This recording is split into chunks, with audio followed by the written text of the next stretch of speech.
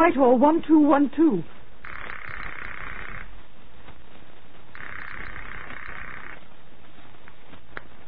This is Scotland Yard.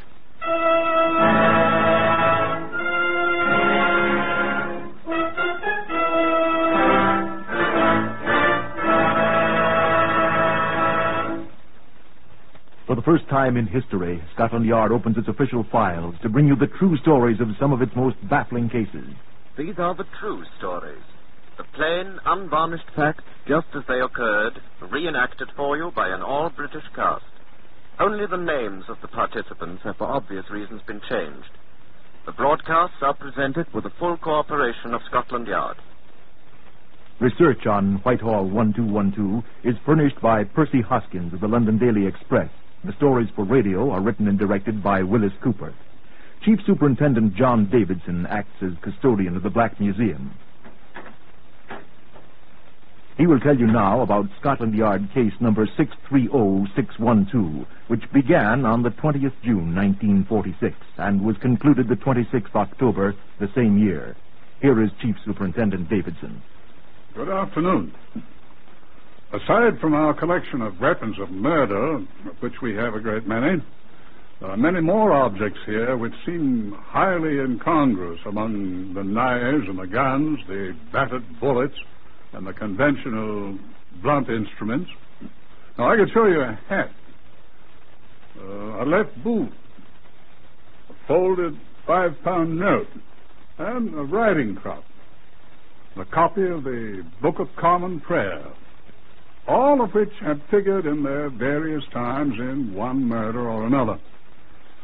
What I have to show you from the file of case number 630612 is this very small thing.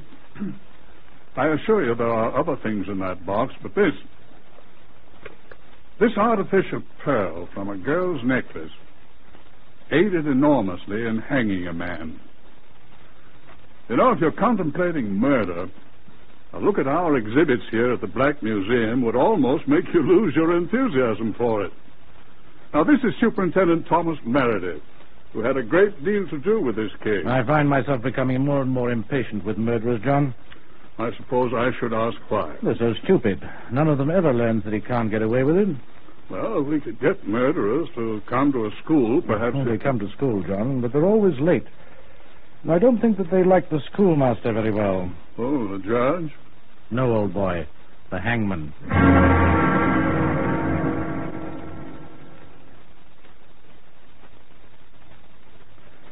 I was unable to accompany Inspector Cecil Daly of the CID when he went down to the Pembridge Court Hotel, Notting Hill, that Friday morning in June 1946 to investigate the reported death of a guest.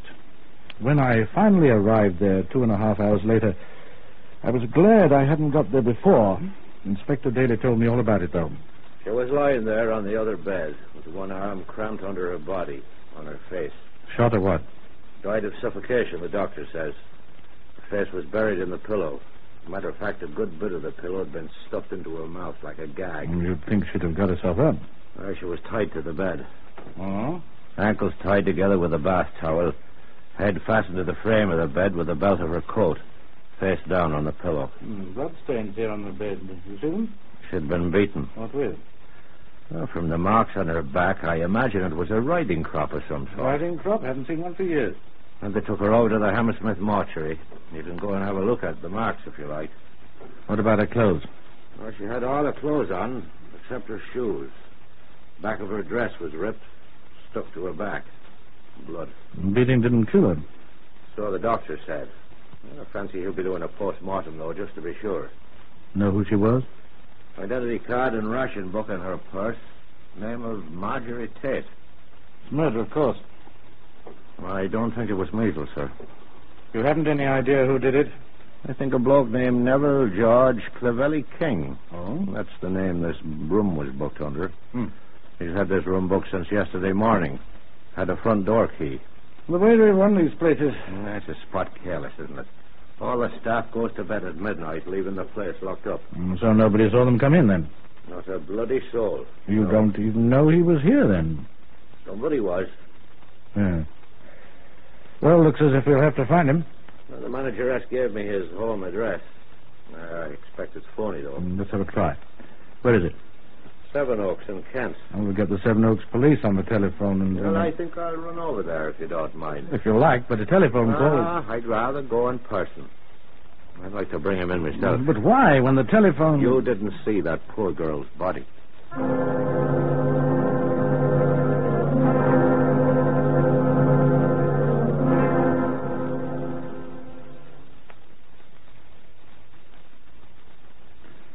Inspector Daly was a little surprised to find that the address was correct.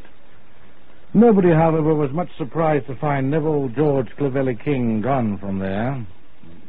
Daly brought back a photograph of the man, which showed him as a remarkably good-looking young man of about 30, dressed in the uniform of a flight sergeant of the Royal Air Force. We contacted them. You do hear of him, Squadron Leader. Will you please let us hear from you at once, then? Uh-huh. Inspector Daly. That's right. Scotland Yard.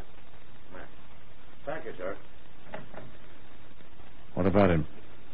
Snafu, as the Americans say, sir. What? Posted as a deserter 3 months ago. I knew it looked too easy. As a matter of fact, it didn't look quite so difficult as Inspector Meredith seemed to think. The pressmen had got hold of the story, and every newspaper in London, as well as a great many in the rest of the country, were carrying lurid stories about the sadistic murderer and his victim, for one thing. Another thing, the photograph of the young Air Force sergeant had been given general circulation amongst all the police stations in England. And with the RAF looking for him as a deserter, it seemed certain to me that he'd be found at once. But he wasn't. He did communicate with Scotland Yard, with me, rather. That was on Monday the 24th, 3 days after the battered body of Marjorie Tate had been discovered. Well, true, my name was in all the papers, but he didn't have to demote me to the rank of inspector. Dear Inspector Meredith, he wrote, I feel it to be my duty to inform you of certain facts in connection with the death of Mrs. Marjorie Tate at Notting Hill Gate. Kind of him. Quite. I looked in at the hotel last Sunday, but not with Mrs. Tate, whom I met for the first time last week.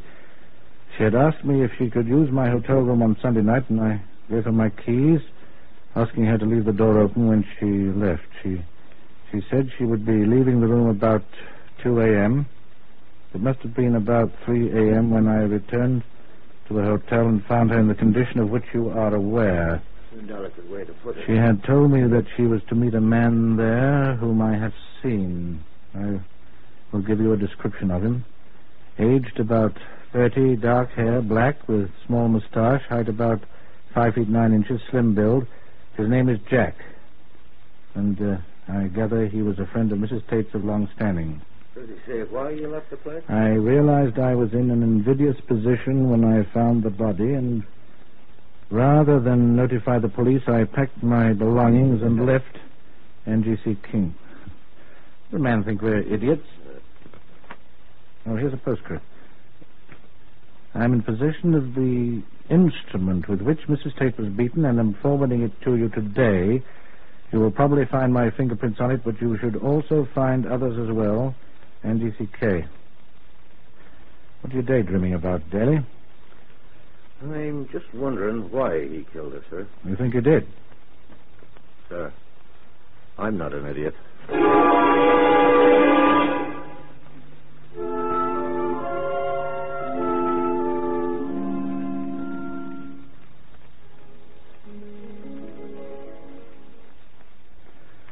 I sometimes wonder whether I am.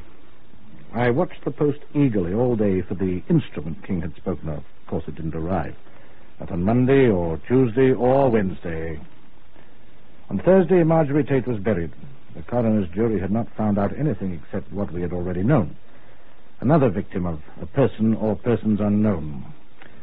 That same day, I had a full report of what a squad of detectives and laboratory men had discovered in the hotel room at Notting Hill Gate. They've discovered nothing. No fingerprints, nothing. Oh, yes, blood. On Friday, I had a visitor at Scotland Yard. Who is it, I asked Inspector Daly? A woman. A young woman. This one's alive. Ask her to come in. And here, please, miss. How do you do? Yvonne Higgins, Inspector Meredith. Superintendent Meredith, Miss Higgins. Oh, I'm sorry. Neville called you Inspector. I'm terribly That's quite all right, miss. Who called me Inspector? Why, my fiancé, Inspector. Oh, Superintendent. You know him. You've spoken to him. Well, I mean... Who is this man? Why, he says he knows you, sir. He came in here to see you. Isn't he here? Who is he? What have you done with him? Is he in jail? Why, what... No, he isn't in jail yet, Miss Higgins. Now, tell the inspector... I'm sorry, the superintendent his name, please. Although I think he knows. I'd like to hear this young lady tell me. Why, it's Neville George Clavelli King. Oh, then you do know him. Don't you? We have heard of him, Miss Higgins, is it? Higgins, yes. But I expect to become Mrs. King one day soon. Neville was visiting me and my parents, you know, just Monday. He told us about the frightful murder that happened in his hotel room whilst he was away. He said you called on him and showed him the body. Very gruesome, he said it was. He had to leave to come to London because you wanted his advice. His advice? Why, isn't that right? Neville said... Isn't he here helping you? My dear young woman, I mean... What I think Superintendent Meredith is asking you, Miss Higgins, is... are you telling us the truth? Of course I'm telling you the truth, officer. I demand to see my fiancé at once. He told me he didn't trust you and didn't want to come. I'm sure of that. Well, where is he? I don't know. You're lying to me. You've got him hidden away somewhere. Oh, make us stop that, Bailey. Oh, well, now, look here. Please. I can't do anything with it. You're holding him prisoner. No. Well, that's a thanks that he gets for doing it. Now, young woman. Stop her, Bailey. Listen. Sure, I can't stop her.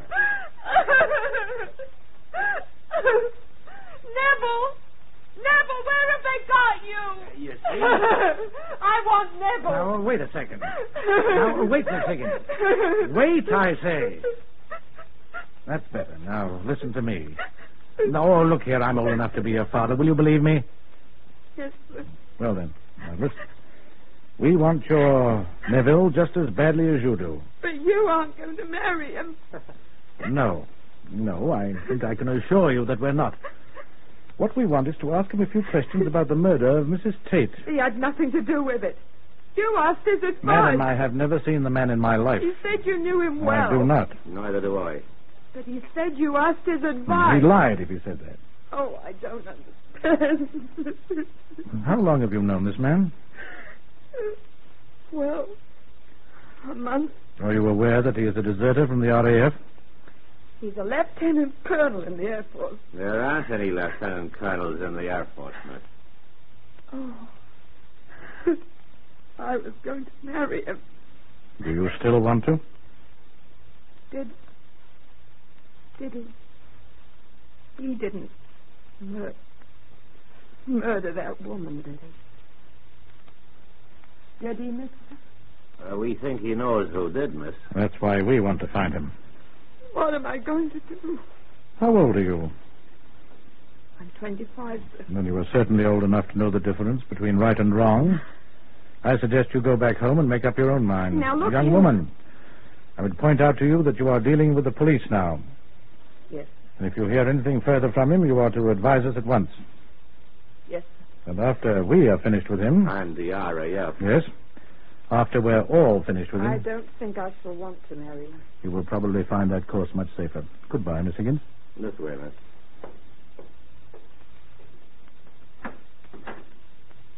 I hope you do find him. Why, there's a secret... Got that, Miss Higgins. Yes. Goodbye. Well, I fancy I handled that quite well, Dilly. But you didn't find him, Superintendent. No, you'll turn him up for us. If he doesn't beat another woman to death first.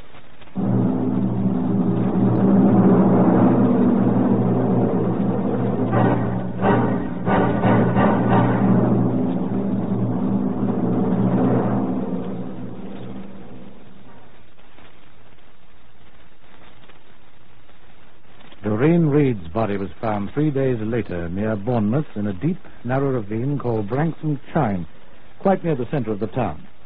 The Chief Constable of Southampton, who had the authority, called Scotland Yard at once, and it was quite natural that Daly and I were sent down to Bournemouth.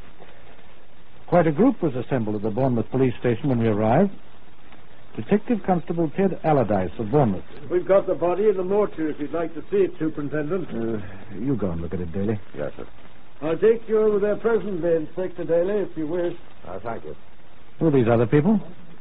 That gentleman there's the manager of the Norfolk Hotel, where this Miss Reed was staying, sir. The dead one. The other one's the hotel manager, too. The Tollard Royal Hotel, where Miss Reed was last seen alive. The other man's the hall porter of the Tollard Hotel. I don't know what he's doing here.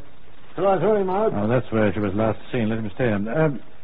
I say, Daly, you go over to the mortuary with Constable Allardyce. Yes, I'll have a talk with these fellows. Yes, sir. Did one of them find her? No, sir.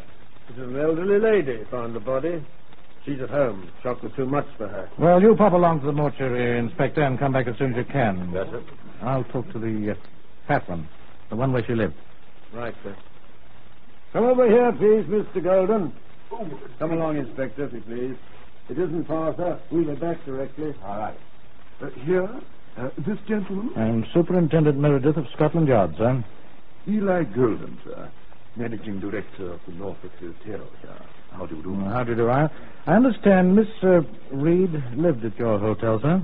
That is correct. A most charming young woman.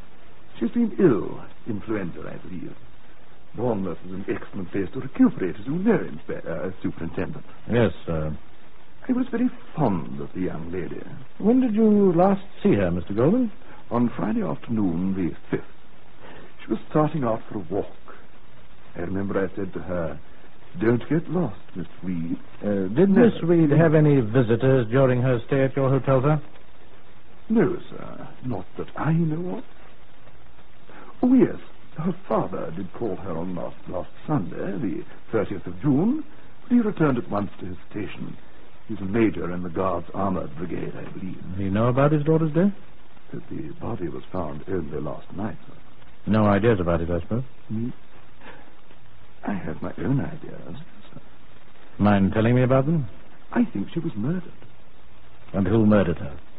I would not care to impugn the rectitude of a guest at a competing hostelry, sir. You what? Be suspicious of the customer of another hotel. What are you talking about?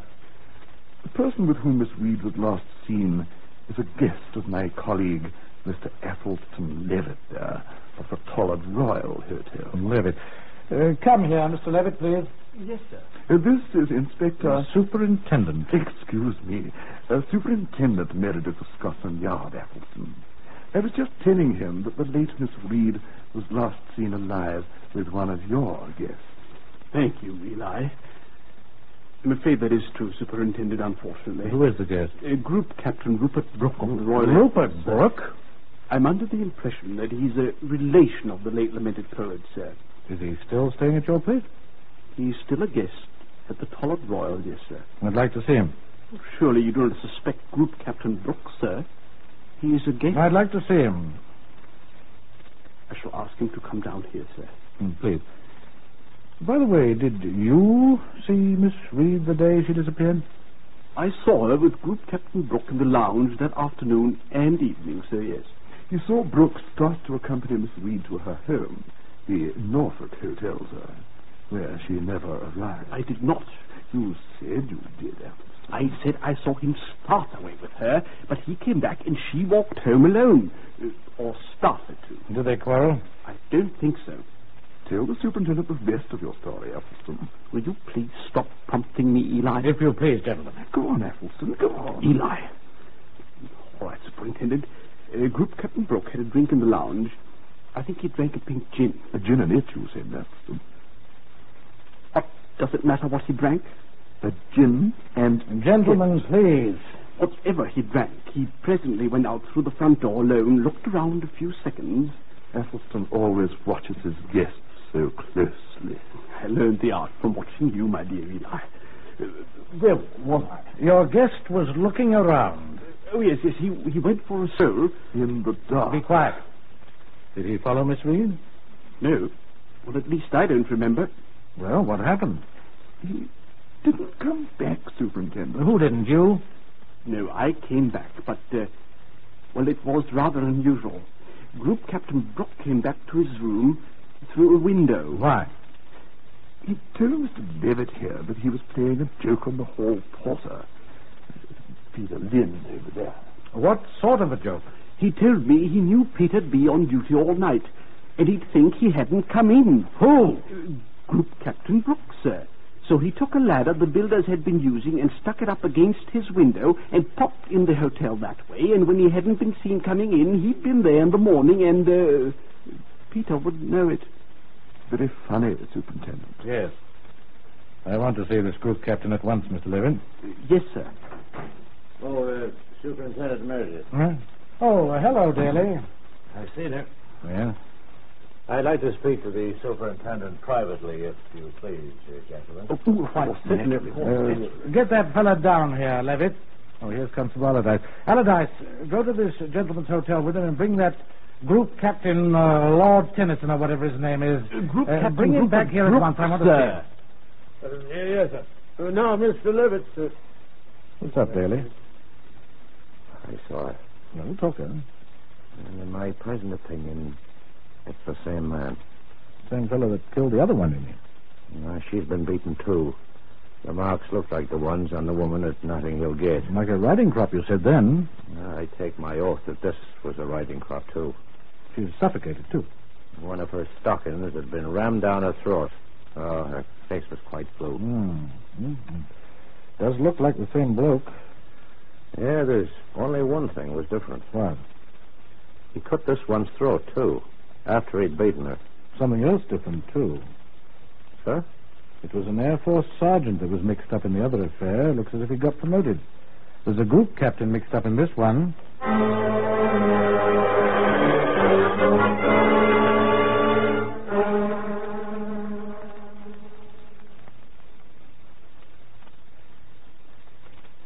The group captain's in the next room, sir. Who, Allardyce? Well, that fellow from the Tollard Royal, sir. Have you been there and back? Well, sir, that's Mr. Levitt. He didn't want me to go into the hotel. But everyone knows I'm a police officer.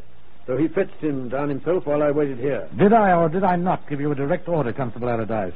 You did, sir? Which you didn't obey. Oh, I'm sorry, sir. I'll deal with you later, my lad. Come along, Daly. Yes, sir. So, and you, Constable, you stay outside this door here and wait until I call you. Do you understand that? See that you do. In here? Yes, sir. I brought Group Captain Brooke down here, sir, as you You may step outside, Mr. Levitt. You too, Mr. Golden. Outside, both of you. And, please wait. Come on, now.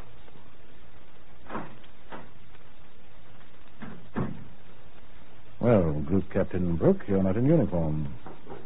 My dear man, I'm on leave. If you knew anything about... I'll have a look at your papers, please. Oh, it's quite all right. I'm Superintendent Meredith, CID, Scotland Yard. So I Now, understand. your papers, please. Well, look, old chap, they're in my jacket back at the hotel. Good Mr. Levitt rushed me down here in such a hurry. Levitt, Yes, sir. get this man's jacket from his room down here at once. Yes, sir.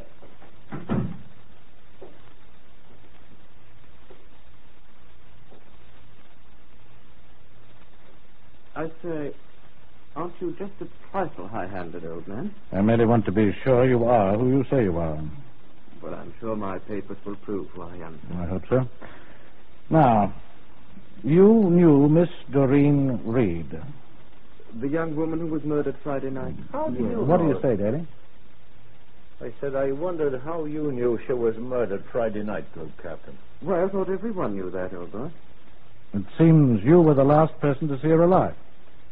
Afraid so. Awfully sorry. She was rather a nice girl. Shocking thing, isn't it? Will you tell me why you entered your rooms that night by means of a ladder instead of in the normal manner, Group Captain? Oh, that. I'll never tell you about that. I told him, you know. A big joke on Peter, the hall porter. We're always ragging each other. He was a leading aircraftsman in the early days of the war. Dropped a 100-pound bomb on his foot. Oh, it was a dummy one. loaded with earth, you know. Was that the only reason why you crawled into your rooms by the window, sir? Huh? Oh, why, of course so, but what other reason would there be? That's what I'm wondering, sir. Well, I assure you it's just... See who it is, Daly. Group Captain Brooks' jacket, sir, from the hotel. Thank you, Allardyce. Excuse me, sir. What? Is that Group Captain Brooks? Yes. No, it ain't, sir. What? Do you know him? What's going on there? That ain't Group Captain Brooks, sir. Now, what sort of nonsense? Now, look here, Allardyce. I've had about enough of this nonsense. I said he ain't Group Captain nothing, sir. Constable. Who is he, Constable? Here's who he is, sir. Right here in my pocket. Here's his picture. Right here on this bulletin you sent out yourself from Scotland Yard not a week ago. Look here. For murder. Wanted. For the murder of Marjorie Ruth Tate. Neville George Clevelly King. That's who he is, sir. Aren't you, Group Captain?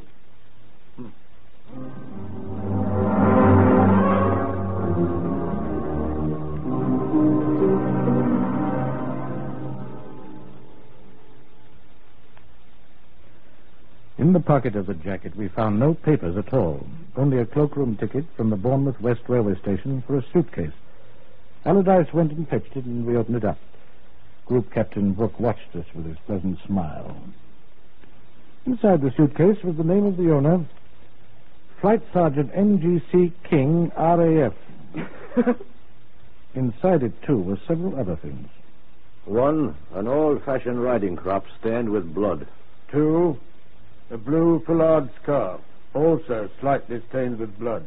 3, a single artificial pearl, broken apparently from a necklace. Miss Reed had been wearing an artificial pearl necklace when last seen. 47 pearls were found alongside the body. There are 48 in a necklace of this type. The blood on the scarf was his. There was a small scratch on his neck.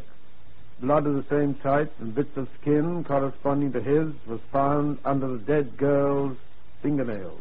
Blood type OA, Marjorie Tate's type, and blood type B, Doreen Reed's type, were found on the riding crop.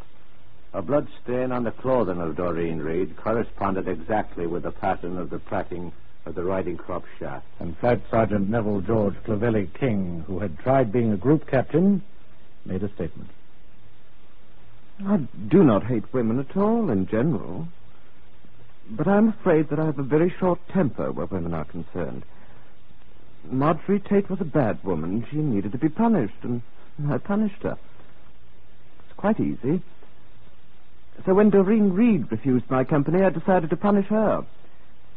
But when one gets the habit, it's so easy to go a little too far, isn't it? I must say that Yvonne Higgins, whom I intended to marry, was always quite nice to me. It was as well for Miss Higgins. A jury found Neville King guilty of murder at Old Bailey, and he was added to the casualty list of the Royal Air Force at Wandsworth on the 26th of October, 1946. Death by process of law is the last entry in his record.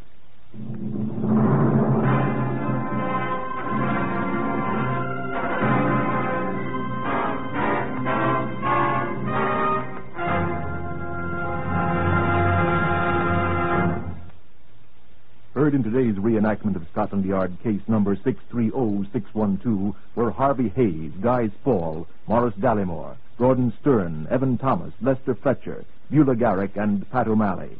Whitehall 1212 is written and directed by Wyllis Cooper.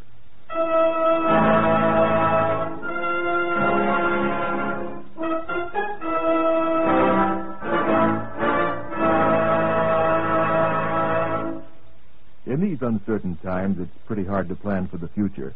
But more and more American girls are discovering a career that offers both opportunity and security. And that career is in modern nursing. There are new and greater opportunities in this job now than ever before.